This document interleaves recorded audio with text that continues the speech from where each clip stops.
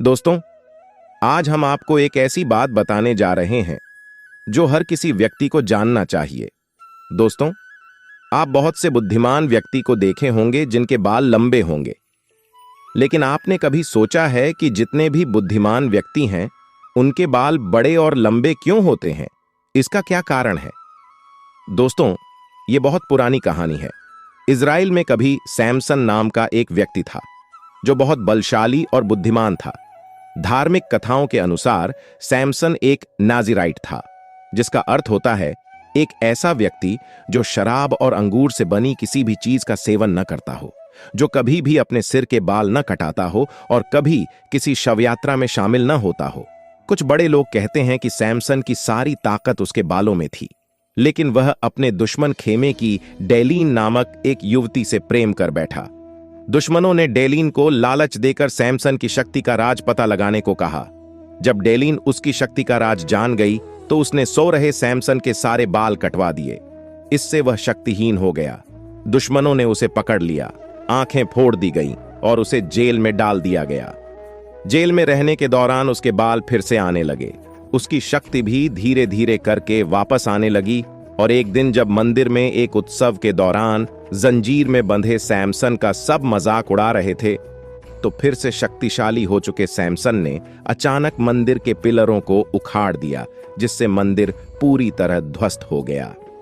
दोस्तों, इस कहानी पर विश्वास करना आज के समय में थोड़ा मुश्किल है, लेकिन फिर भी यह कहानी धार्मिक विश्वास पर आधारित है। इसकी कोई वैज्ञानिक व्याख्या तो नहीं हो सकती है, किंतु एक सवाल तो उठता ही है कि क्या बालों का ताकत और बुद्धि से सचमुच कोई रिश्ता है? दोस्तों, वैसे देखा जाए तो दर्जनों ऐसे उदाहरण मिल जाएंगे जहां हमें बड़े बालों वाले बुद्धिमान लोग दिखते हैं। महान वैज्ञानिक न्यूटन हो या आइंस्टीन, नाटककार शेक्सपियर हो या दार्शनिक रजनीश, चित्रकार लियोनार्डो दा विंसी हो या कवि जॉन मिल्टन, विश्व प्रसिद्ध कवि गुरुदेव रवींद्रनाथ ठाकुर हो या सुमित्रा नंदन पंत, महान वैज्ञानिक व पूर्व राष्ट्रपति APJ अब्दुल कलाम हो या मशहूर तबला वादक जाकिर हुसैन। दोस्तों, अगर गौर करेंगे तो पाएंगे कि अपने देश में भी बड़े बालों में बुद्धिमानों की संख्या कम नहीं है। इस बात में कोई शक नहीं कि बाल सिर्फ सौंदर्य का ही प्रतीक नहीं है, यह और भी बहुत कुछ कहता है। यह किसी न किसी रूप में व्यक्ति की प्रकृति, सोच, बुद्धि और यहां तक कि बल को भी प्रभावित करते हैं। शरीर में बालों के निर्माण की प्रक्रिया तो एक ही है, लेकिन इसकी विशेषताएं भौगोलिक और पर्यावरणीय स्थितियों के अनुसार बदलती रहती हैं। बालों से कई तरह की कहानियां भी जुड़ी हैं। प्राचीन ग्रीस में लंबे बालों को संपन्नता और शक्ति का प्रतीक माना जाता था। वैज्ञानिक भी इस बात की पुष्टि कर चुके हैं कि लंबे बाल उत्पादकता और यौवन की निशानी है। बालों के विशेषज्ञ भी कहते हैं कि सिर के बाल जब अपनी पूर्ण और परिपक्व लंबाई के होते हैं तो वह प्राकृतिक रूप से फास्फोरस, कैल्शियम और विटामिन डी प्राप्त करते हैं, जो अंततः मस्तिष्क के शीर्ष पर 2 नलिकाओं के माध्यम से शरीर में प्रवेश करते हैं। यह आयनिक परिवर्तन मनुष्य की स्मृति शक्ति को और अधिक कुशल बनाता है और इससे शारीरिक ऊर्जा, बेहतर सहन शक्ति और धैर्य की प्राप्ति होती है। कुछ लोग यहां तक कहते हैं कि यदि आप अपने बालों को काटते हैं तो आप न केवल इस अतिरिक्त ऊर्जा और पोषण को खो देते हैं, बल्कि आपके बालों को पुनः विकसित करने के लिए बड़ी मात्रा में महत्वपूर्ण ऊर्जा और पोषक तत्वों को खर्च करना पड़ता है। बालों को शरीर के एंटीना की संज्ञा दी गई है। ये सूर्य की ऊर्जा को इकट्ठा कर मस्तिष्क में पहुंचाते हैं। दोस्तों, प्राचीन भारत में अराशी मुनियों की बुद्धिमत्ता से हम सब परिचित हैं। अराशी मुनियों के बाल काफी लंबे होते थे और वे अपने बालों में गांठ लगाकर रखते थे। सिर के ऊपर बालों की यह गांठ ललाट के चुंबकीय क्षेत्र को सक्रिय कर मस्तिष्क के केंद्र में पाइनल ग्रंथि को उत्तेजित करता है।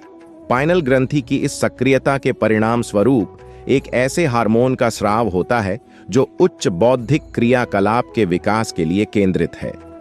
बाल शरीर की विद्युत चुंबकीय ऊर्जा का एक कंडक्टर है। सिर के शीर्ष के बाल शरीर में ऊर्जा का संचालन करते हैं। प्राचीन काल में अराशी वह व्यक्ति होता था जिसमें शरीर की ऊर्जा और प्राण के प्रवाह को नियंत्रित करने की क्षमता होती थी, जो शरीर में ध्यान के माध्यम से और इच्छानुसार ऊर्जा के प्रवाह को नियंत्रित कर सकता था। दोस्तों, ऐसा माना जाता है कि आपके बालों की युक्तियां एंटीना की तरह हैं, जो ब्रह्मांड से ऊर्जा इकट्ठा करते हैं ताकि चेतना और रचनात्मकता के उच्च स्तर को प्रोत्साहित किया जा सके। बाल तंत्रिका तंत्र का एक प्राकृतिक विस्तार है और मस्तिष्क को महत्वपूर्ण जानकारी संचारित करने के लिए प्रेरित करते हैं। बाल आपके शरीर के पूरे विद्युत चुंबकीय क्षेत्र को संतुलित करते हैं, जिससे आपको अपनी जीवन शक्ति और अंतर्ज्ञान बढ़ाने में मदद मिलती है। योग के परिप्रेक्ष्य में बाल प्रकृति का एक अद्भुत उपहार है, जो वास्तव में कुंडलिनी ऊर्जा, रचनात्मक जीवन शक्ति को बढ़ाने में मदद करता है, जो जीवन शक्ति, अंतर्ज्ञान और शांति को बढ़ाता है। दोस्तों, यह वैज्ञानिक रूप से भी सिद्ध किया जा चुका है कि जिन लोगों के लंबे बाल होते हैं वे कम थके हुए होते हैं और उनके निराश होने की संभावना कम होती है। प्राचीन समय में जिसे तिरस्कृत, लज्जित या अपमानित करना होता था, उस अपराधी का सिर मुड़वाकर पूरे शहर में घुमाया जाता था।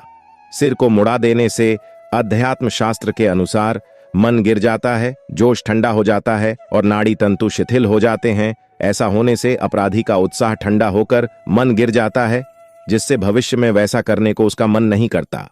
अध्यात्म के जानकार लोग भी कहते हैं कि प्रायश्चित में भी सिर मुंडाने का विधान है। किसी स्वजन की मृत्यु हो जाने पर मुंडन कराया जाता है।